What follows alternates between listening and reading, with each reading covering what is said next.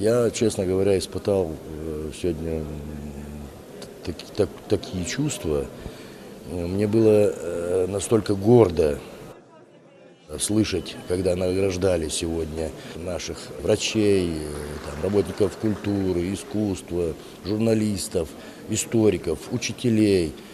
И параллельно с ними не забыли. Назвали несколько имен людей, составляющих, в общем-то, гордость нашего народа, которых уже нет в живых. Там были среди них и революционеры, там были среди них и спортсмены. Тот же Бердиулоев, которого сегодня посмертно, так сказать, наградили. Это, по сути дела, мы сегодня, может быть, если над этим задумаемся, мы сегодня проходим этап осознания себя. Себя как нации, себя как народа в рамках истории.